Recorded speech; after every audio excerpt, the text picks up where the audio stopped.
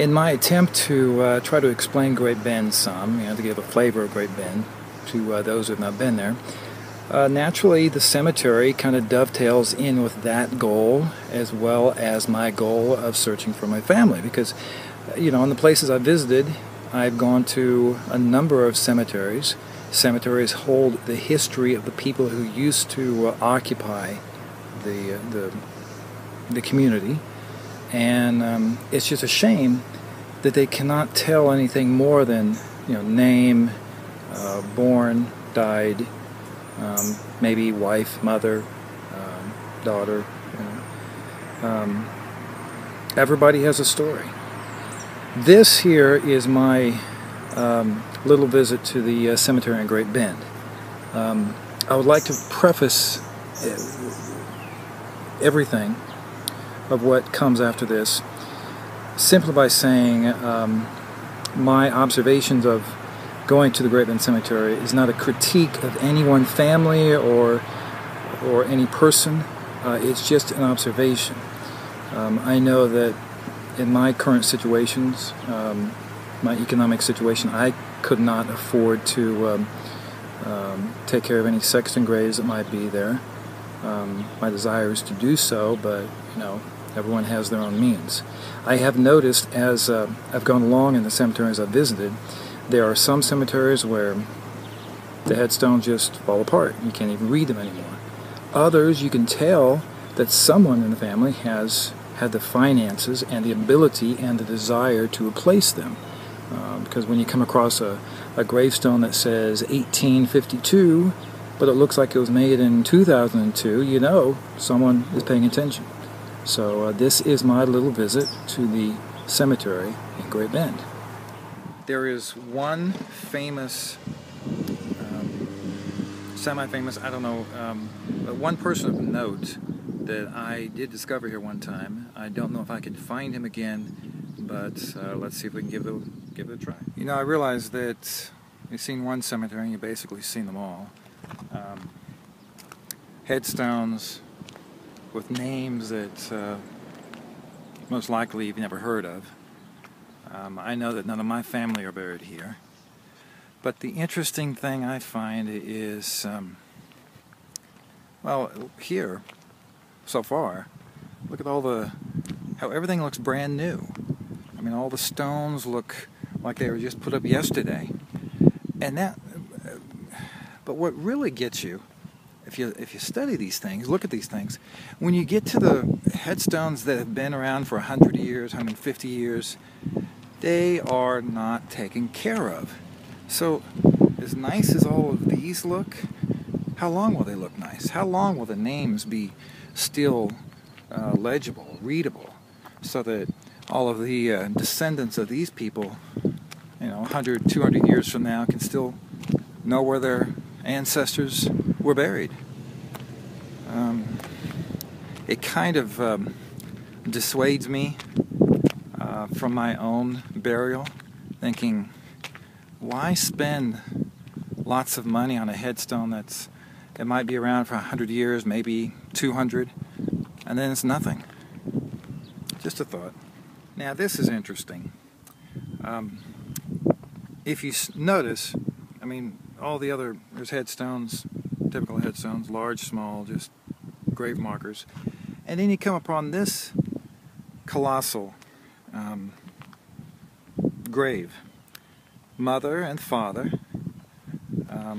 and you think, well, gosh, who are these people? To get such a significant attention. And I don't know if the camera picks this up well, but that says John Onmacht. I have no idea, but I'm assuming maybe Swedish or German, perhaps, because the rest of the gravestone is, can't even see if I'm picking this up at all. Looks like it's obviously a different language. Same way with his wife, Anna, over there on that side. But my question is, they obviously went to some expense. 1914 is when John died, and 1905 is when Anna died. And nobody takes care of this. Look at this. In another 100 years, will this even be here? I don't know. I mean, is it worth the expense? And then who were these people? Were they significant members of the community back then? I don't know. You know, in a way, it's kind of depressing, because families should take care of families no matter how many generations pass.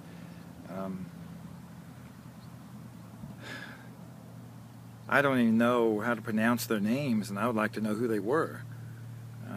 We just put on the name, date they were buried, a date they died, a date they were born, and maybe a little quote. I'd like to have known who they were. You know, it just, everyone here has a story.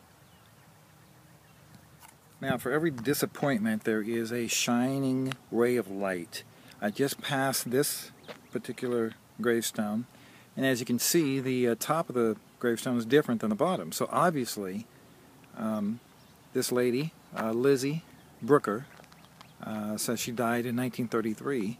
Obviously, her family is taking care of her, and that's kind of nice because it's obvious that the top is newer than the bottom, and you can see that, I don't know who C.R. Brooker was, but there's her gravestone right there. That was probably initially marked her spot, and then that larger one added later, and then the nicer one there on the top. So it's nice to see that, well, maybe others, like the unlocks down there, go into disrepair. There's other families who do take care of their ancestors. And I don't mean to disparage the unlocks any, because there may not be any engraving anymore. Their descendants may not even exist. They may live elsewhere. Who knows?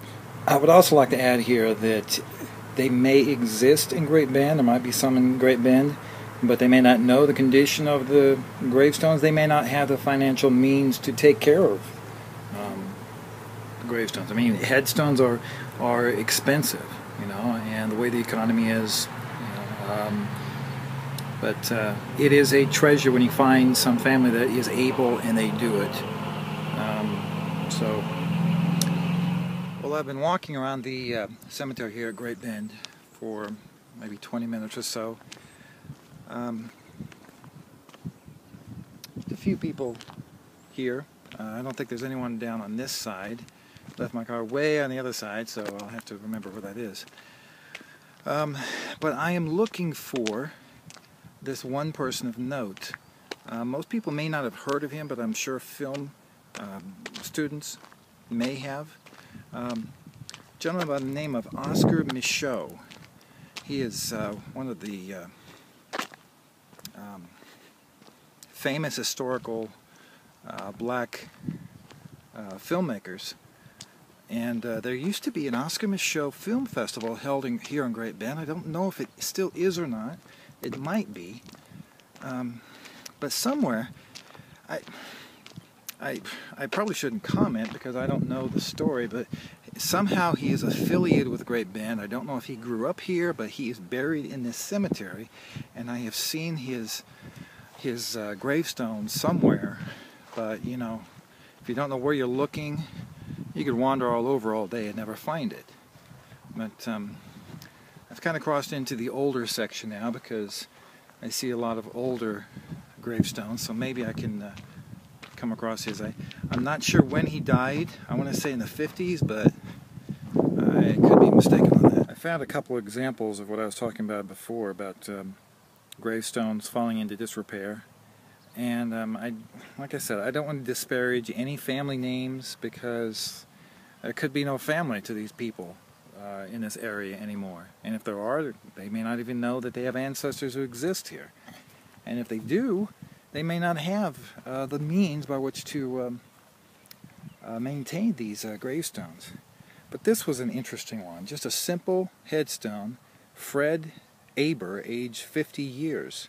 Doesn't say when he was born, when he died. And you wonder how long it's going to say anything. We have another one over there where it's broken off. Little Fay, or I think Kittle Fay. Yeah, see, that's the thing. After a certain amount of time, if you can't read the words, it's almost, well, who was this person? Joyce, daughter of J.C. Rigel.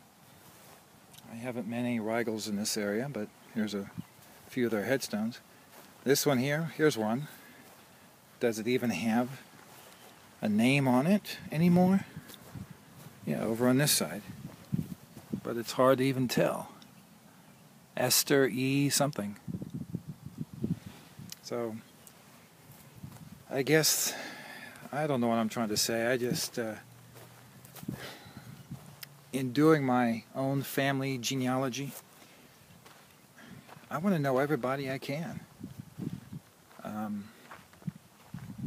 Look at this. Was there a headstone there? What about over here? Was there a headstone here? This is a nice one, but 100 years from now, is anybody going to be able to read that? And as I say this, I'm not saying I have any answers. I just, sometimes I wonder if anybody cares.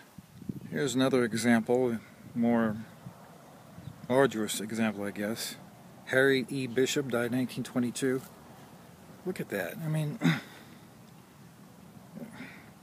like I said, I don't have any answers.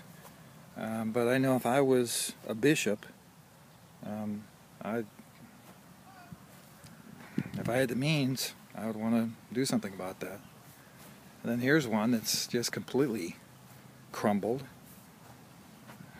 And I guess it happens over time that eventually all of these will be fallen down and unreadable. It's sad to think about it, but here's one that's falling apart. Gertrude, daughter of L.E. Marx, died 1891, 8 years old. It's amazing that you can still read the inscription, but it's sad that it's all falling apart like that.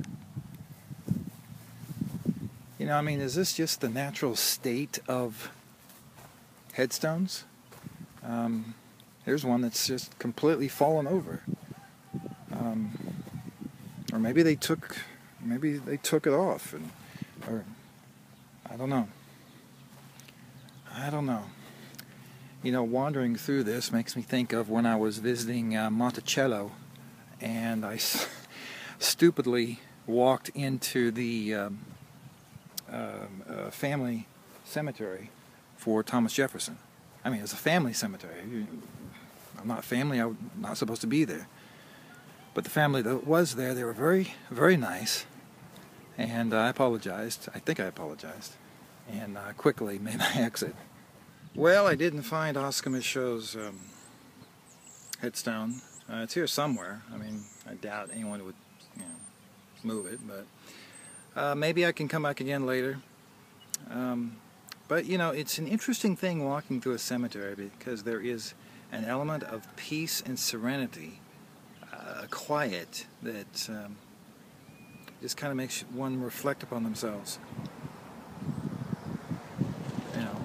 The fragility of life and how eventually all of us end up in a place like this.